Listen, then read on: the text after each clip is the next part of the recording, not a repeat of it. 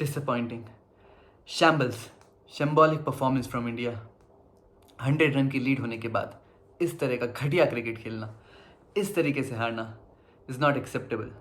It's gonna hurt and it's gonna hurt a lot guys, but credit to England. जिस तरह उन्होंने amazing cricket खेला और जिस तरह उन्होंने फाइट बैक दिखाया, इट्स कमेंडेबल। और आई थिंक सिर्फ इंग्लैंड नहीं जीता है आज टेस्ट क्रिकेट की भी जीत हुई है, क्योंकि test cricket will not just test one aspect of your game कि क्या तुम तेज शॉट्स मार सकते हो, क्या तुम बाउंड्रीज मार सकते हो। It will also test your grit, determination, कि क्या तुम में वो पेशेंस है, क्या तुम में डिफिकल्ट सिचुएशंस को हैंडल करना आता है, क्या तुम अपनी टीम को एक बेटर पोजीशन में पुट कर सकते हो, क्या तुम सिर्फ बाउंड्रीज वाले शॉट्स नहीं, क्या तुम सिंगल्स डबल्स भी निकाल सकते हो। तो वो सब चीज़ें टेस्ट होती है, और इसीलिए I think test cricket is the ultimate form of cricket. और England were able to win because of Bazball. बहुत लोग बोल रहे हैं ये बेसबॉल है क्या। Bazball is not just T20 style of playing cricket in test matches. Bazball is more than that. Bazball is backing your players, allowing your players to play with that intent. Baseball is putting faith in yourself. Baseball is never say die attitude. Baseball is putting your hand up and delivering for the team. And it started with Stokes. Stokes ने ये करके दिखाया। जब first innings में England के बहुत बुरी हालत हो चुकी थी, स्टोक्स डटा रहा। उसने पहले बहुत डिफेंसिव इनिंग खेली और फिर अटैकिंग शॉट्स मारे, and that's why they were able to come to a position where they could compete. तो वो नेवर से डाई वाला एटीट्यूड उसने खुद, ही लेड फ्रॉम द फ्रंट, उसने एग्जाम्पल पुट किया, और उसके लॉन्डो ने फॉलो किया उसके बाद। So everybody was pumped up after that. और if I have to talk about India's bowling, very disappointing. जब तुम्हारे पास 3 स्पिनर्स हैं, top class spinners on a turning wicket, और तुम्हारा फास्ट बॉलर जो कि जसप्रीत बुमराह है, उसके बेस्ट बॉलिंग फिगर्स है, then there is something very very wrong. I think Indian spinners ने वेरी लाइटली लिया। They did not have any game plan बीज, उनका कोई गेम प्लान था ही नहीं। द वे दैट इंग्लैंड के batsman played their reverse sweeps, they just put them off. उनको समझ में ही नहीं आ रहा था कि हम करें क्या, क्योंकि अभी तक इंडिया के स्पिनर्स का सिर्फ एक ही गेम प्लान रहा है कि रिलेंटलेसली कंसिस्टेंट लाइन्स और लेंथ्स में बॉलिंग डालो और प्लेयर्स आउट होंगे। तो इस तरह का बेसबॉल क्रिकेट जो कि reverse sweeps and unconventional stroke play है, उन्होंने देखा नहीं है इंडिया में।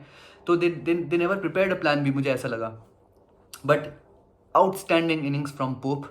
आई थिंक उसकी इनिंग से सीखना चाहिए सबको कि इन पिचेस पे कैसे बैटिंग की जाती है।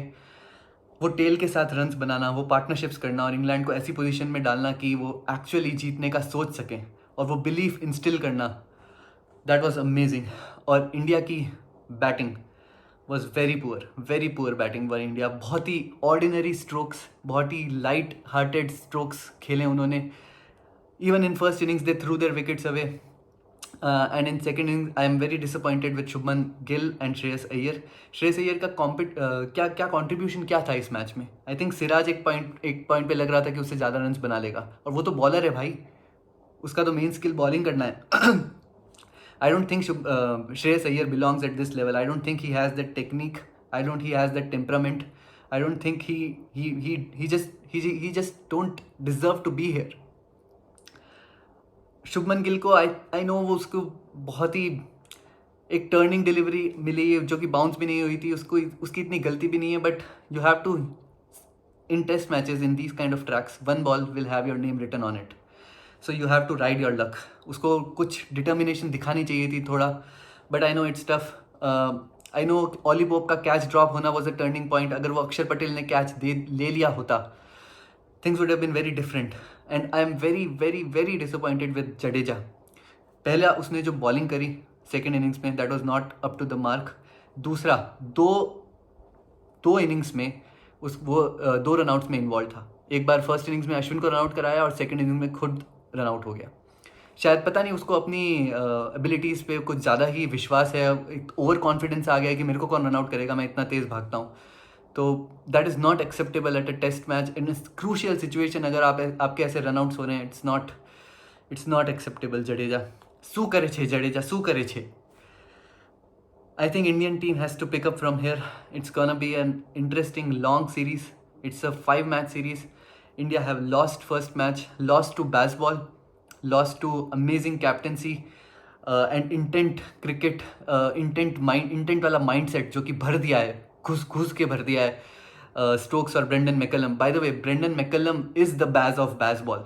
तो ये सारा जो माइंडसेट है, जो इंग्लैंड के प्लेयर्स का फाइट बैक वाला एटीट्यूड है कि घूसे खाने के बाद भी घूसे मारेंगे हम, वो वाला एटीट्यूड स्टोक्स और ब्रेंडन मैकलम की कैप्टनसी ने ही इंस्टिल किया है इनमें. So you have to applaud them. और इंग्लैंड ने बता दिया है कि हम किस तरह खेलने वाले हैं. तो India has to be better prepared. They have to have their plan B's. And it's gonna be very interesting series because अब 4 मैचेस और बाकी हैं. तो I would still put my bets on India to win this series, क्योंकि इन्होंने पहले भी ऐसा किया है. They have come back from 1-0 down, and I still think they can, but they have to stop taking things lightly. They have to come up with their new plans, and I think Rahul Dravid has to lead. Rahul Dravid has to show कि ये जो बेकार shots खेले हैं तुमने, these things are not acceptable at all. You have to put a price on your wicket. You can't just throw your wicket away like that. Especially in test matches. So it's gonna be interesting, guys. Let's see what happens in the future matches. But very, very disappointing day for Indian fans. I don't know, it's gonna take some time to recover from this. और वहाँ पे यार हैदराबाद के ground में जनता आई हुई थी. thousands of people were there. उनका long wicket खराब हुआ है यार. ऑलमोस्ट जीतने की कगार पे आके तुम लोग ऐसे हार रहे हो. I don't know. It's very tough to digest for me. I'm gonna take a few days to digest it.